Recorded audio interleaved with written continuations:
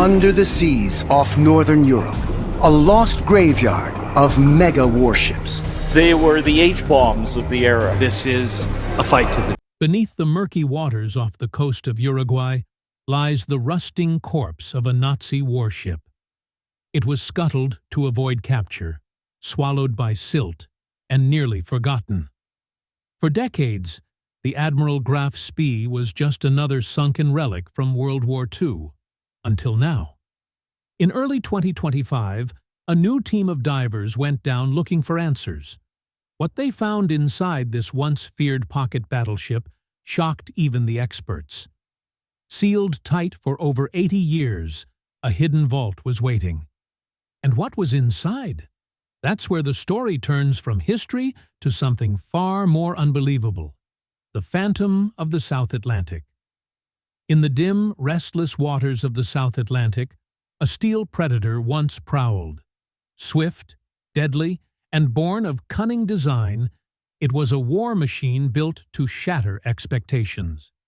The Admiral Graf Spee, a so-called pocket battleship of Nazi Germany's Kriegsmarine, might not have been the biggest warship afloat, but pound for pound, it ranked among the most formidable dangers on the ocean in the early days of World War II.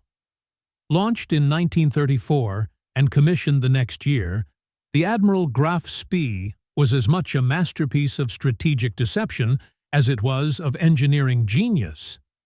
Crafted to slip past the Treaty of Versailles weight limits, the ship was said to displace just over 10,000 tons. In reality, her true weight was closer to 16,000. Armed with 6 11-inch guns, enormous for a vessel of her size, she carried the punch of a full-scale battleship.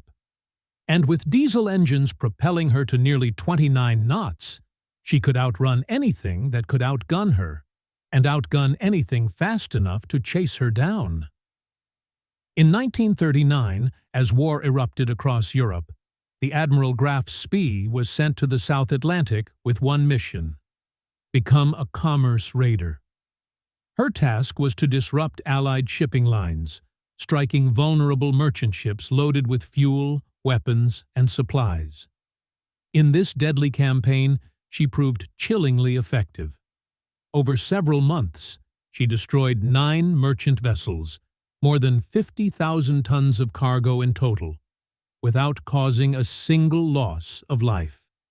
Her captain, Hans Langsdorff, followed the laws of war strictly, ensuring captured sailors were treated decently and transferred to supply ships or neutral ports for safety. But even the most skilled hunter can become the hunted.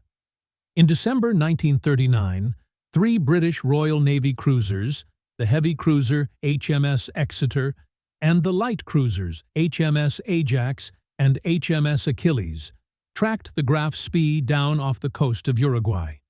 What followed was the Battle of the River Plate, the first major naval clash of World War II.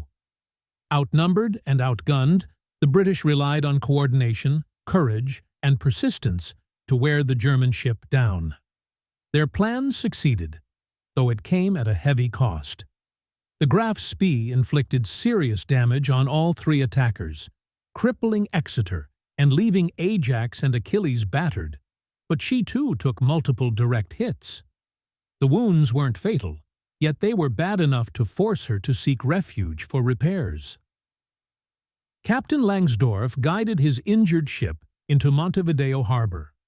Under international law, neutral Uruguay could only allow her to remain for 72 hours. Meanwhile, British diplomats scrambled behind the scenes, spreading misinformation and using political pressure to convince Langsdorff that a powerful British fleet was waiting just outside the harbor. In truth, there was no such force, but the ruse succeeded. Believing he faced certain destruction and unwilling to sacrifice his crew in a hopeless fight, Langsdorff made a fateful choice. On December 17, 1939, just beyond Montevideo, the Admiral Graf Spee was scuttled, deliberately sunk by her own men. Thousands of spectators crowded the shore as explosions ripped through her hull, sending towers of fire and smoke billowing into the sky. The ship's mighty guns fell silent forever. Hans, ever the officer, took personal responsibility for the fate of his ship and his men. Days after the scuttling, he wrote a letter defending his decision, stating he had acted in what he believed were the best interests of his crew and his country. Then, in a Buenos Aires hotel room, he wrapped himself in the German naval ensign and took his own life with a pistol. The wreck of the Graf Spee didn't disappear into the depths, at least not at first. For decades, remnants of the ship could be seen poking above the surface of the river plate. Her skeletal superstructure jutted out during low tide, rusting, broken, a metallic ghost watching over the bay. Tourists and locals alike would sometimes visit the site by boat, circling the twisted remains of a vessel that once held the power to shift naval strategy. But over time, the river claimed her. Mud and silt began to consume the hull, slowly burying the Graf Spee in the murky shallows. Storms helped break apart what remained, and currents gradually dragged pieces deeper into the sediment.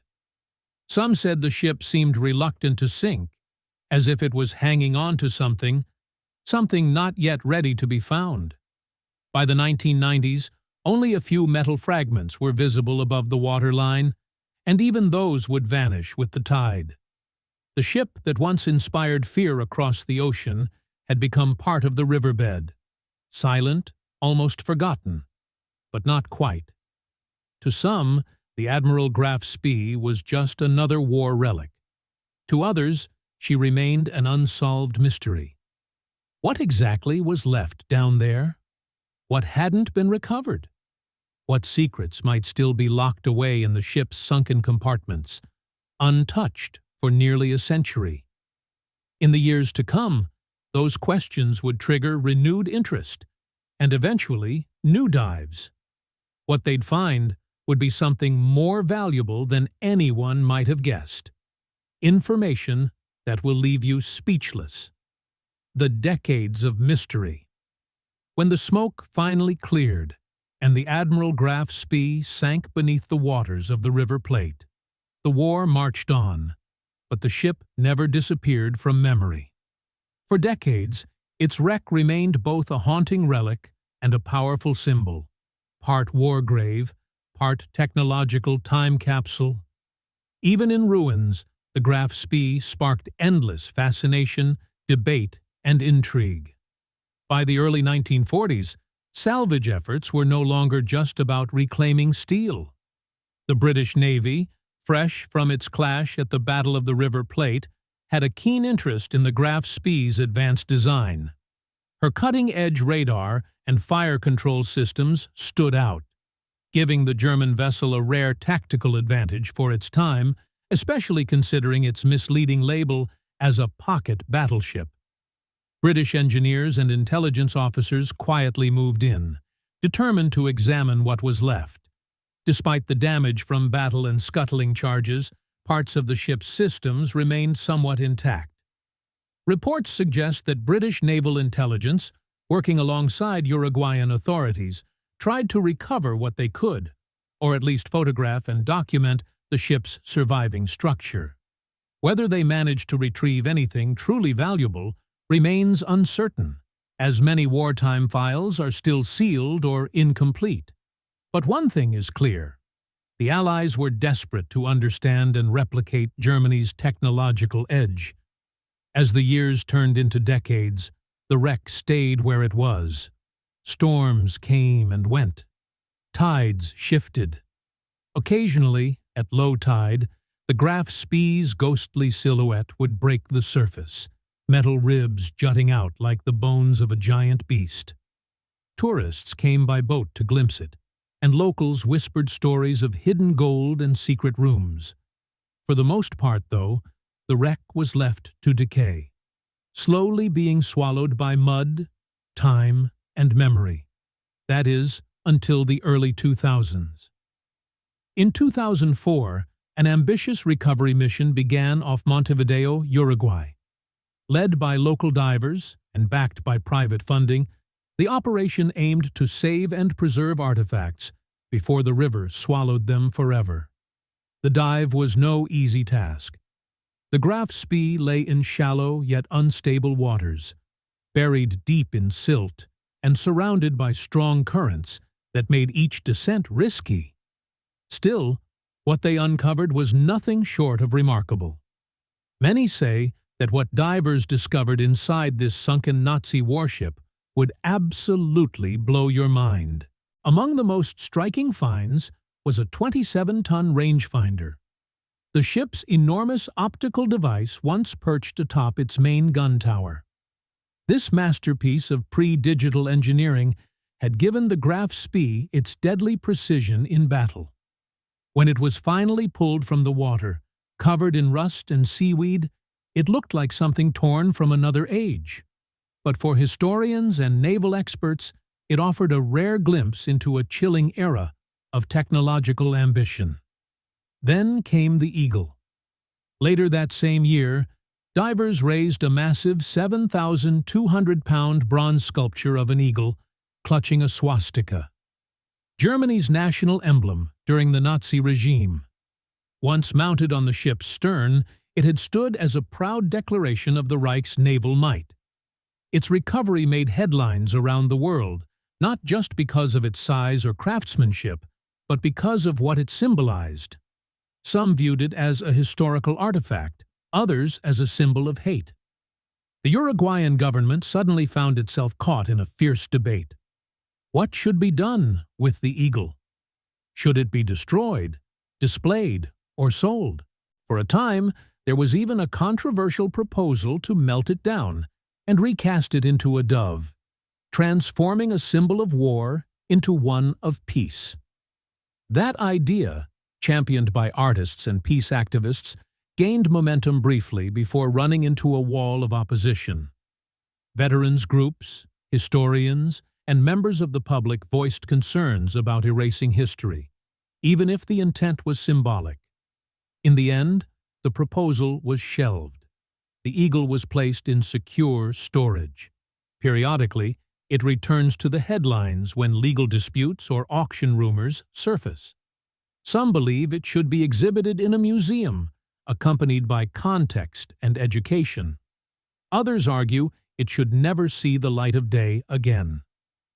Beyond the eagle, the salvage team also pulled up dozens of smaller items: shell casings, mechanical components, and personal effects. These finds, while less dramatic, painted a more intimate portrait of life aboard the Graf Spee. Enlisted men's tools, officers' dishes, the rusted skeleton of a typewriter with keys frozen mid-sentence. Each piece added texture to the story. Each recovery rekindled interest in the ship's legacy. But there was always a sense among divers and researchers that they were only scratching the surface. Some compartments remained inaccessible. Others were sealed shut by the force of the scuttling or entombed by decades of sediment. The most tantalizing parts of the wreck, the command center, the encrypted communications room, and the captain's quarters, remained flooded and untouched. Rumors began to swirl in the salvage community. Whispers about what else might still be down there: files, technology, possibly even personal logs or coded messages that never made it to Berlin. For now, those compartments remained sealed, but they wouldn't stay that way forever.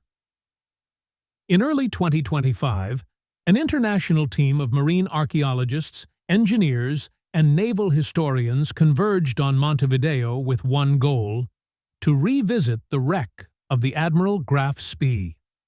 This time, with technology far beyond what had ever been used before. For years, salvage divers had worked within the ship's decaying metal frame, recovering surface-level artifacts and structural components. But much of the ship had remained a mystery. Until now, a new dive began. The project had been quietly planned for nearly 2 years, with support from institutions in Germany, Uruguay, and the United Kingdom, along with private backing from a historical foundation in the United States. The operation was billed as a scientific excavation. For the lead archaeologist, Dr. Elena Koig, the Graf Spee wasn't just a sunken warship. It was a time capsule sealed by war and river silt, as she put it in a press release before the dive began. What made this expedition different was the tools. Instead of traditional divers and handheld sonar, the team brought in compact autonomous submersibles fitted with 3D photogrammetry rigs, sediment-penetrating radar, and ultra-high-frequency sonar. These devices, some no bigger than a carry-on suitcase, could slip through narrow openings in the twisted hull and send back detailed scans of what lay beyond. For the first time, researchers had a clear picture of what was still buried deep inside the wreck. What made the find so thrilling was the realization that, for the first time since 1939, parts of the Graf Spee might have survived untouched, perfectly preserved, hiding stories the world had never heard. It was no longer just a wreck lost to history. The Admiral Graf Spee had become a living time capsule, and Dr. Elena's team was only beginning to uncover its secrets, the hidden vault. When the sealed compartment inside the Admiral Graf Spee was finally opened and its contents lifted from the depths, even the most experienced historians on the project were left speechless. The chamber, hidden deep within the ship's aft section, had survived for one simple reason: its reinforced construction. Back in the 1930s, naval engineers often built extra secure communication rooms and document vaults on major warships, strengthening them with water-resistant bulkheads and heavy bracing. Recovery team reports revealed that this specific compartment had been designed to endure both direct battle damage and rapid flooding, likely a precaution for the Graf Spee's dangerous role as a lone raider operating far behind enemy lines. Inside the vault, the team uncovered something extraordinary: 3 weatherproof storage trunks, their metal hinges corroded yet still intact.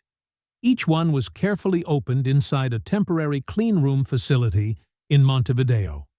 What they discovered was unlike anything ever recovered from a wartime wreck: an astonishing mix of paper documents, coded transmissions, handwritten notebooks, and pieces of encrypted communication hardware. The paper itself was incredibly well preserved. Each bundle had been wrapped in oiled cloth, sealed with wax, and stored in double-layered metal sleeves.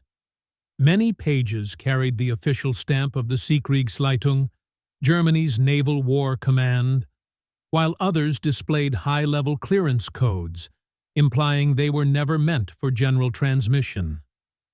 Some pages even had handwritten notes in tight, slanted German script, likely made by officers on board. According to the initial review team, the papers contained detailed logs of encounters with Allied merchant ships in the South Atlantic, intercepted radio messages, and memos describing evasive tactics. One report, dated November 1939, outlined backup plans for avoiding British carrier groups, suggesting that the Graf Spee had access to far more intelligence than historians had previously believed. Another document described a route-shadowing maneuver, a strategy where the ship would quietly trail neutral-flagged cargo vessels to disguise its radar signature, a method not typically linked to German surface raiders. Equally remarkable were 2 small encryption machines discovered alongside the papers. While they resembled the standard Enigma devices used throughout the German military, these had been specially modified for naval operations. Their unique rotor settings and plug board layouts appeared to be customized for fleet-to-submarine communications, a potentially crucial clue to understanding how surface ships coordinated with U-boat packs across the Atlantic. For cryptographers, the find was a true breakthrough. Though Enigma machines are well documented, field-modified versions like these are exceptionally rare. Even more valuable were the original configuration sheets found in a waterproof pouch tucked beneath the machines, giving researchers a rare opportunity to reconstruct the exact cipher cycles used by the Kriegsmarine in late 1939. But what truly added a human touch to the discovery were the personal journals found in a separate leather-bound folder. These handwritten entries are believed to have belonged to one of the ship's senior officers, possibly the communications chief, or perhaps even Captain Hans Langsdorff himself, though that remains unconfirmed. The entries mixed technical notes with personal reflections on morale, mission stress, and growing political uncertainty. One particularly powerful passage, written just days before the Battle of the River Plate, questioned whether Germany's commerce raiding strategy could really be sustained. It spoke of rising tension among the crew, growing isolation at sea, and quiet disagreements with Berlin's high command over the ship's orders. The journals offered a rare look into how ideology, loyalty, and strategy collided in the minds of officers who were both following and questioning their mission, caught in a war that, even in its earliest months, was already spiraling beyond anyone's control. For historians, these documents are nothing short of priceless. They don't just reveal tactical data, they provide deep cultural and psychological insight into the mindset of the German Navy at the time. They confirm long-held suspicions about certain strategies, while also challenging a few ideas that experts once took for granted. For instance, many Allied analysts had long believed that the Graf Spee operated with almost no direct communication with Berlin. But the recovered transmissions tell a different story. They show clear and consistent coordination with Naval Command, exchanging updates about weather conditions, merchant ship movements, and even political developments taking place across South America. More intriguingly, the findings point toward a far wider operational network than previously understood. Some of the decoded messages make reference to other vessels positioned in parallel patrol zones, ships that, even today, remain unidentified. This revelation has sparked new debates about how much of the Kriegsmarine's early war surface operations are still hidden from history or have been underestimated for decades. Right now, the documents and devices are being carefully preserved, digitized, and translated. Only a small portion of their contents has been made public so far, yet the shockwaves are already being felt across the historical community. Military researchers are scheduling international conferences, drafting academic papers, and even planning a global traveling exhibition to showcase the discovery. Still, the recovery team remains cautiously optimistic. As one senior member of the project put it in an internal report, "We haven't just opened a vault inside a ship, we've opened a vault inside history, and we still have no idea how deep it goes." One thing, however, is crystal clear. The Admiral Graf Spee isn't finished rewriting history. Not in 1939. Not in 2025. So, what do you think? How long will it take before the full story finally comes to light? Share your thoughts in the comments below.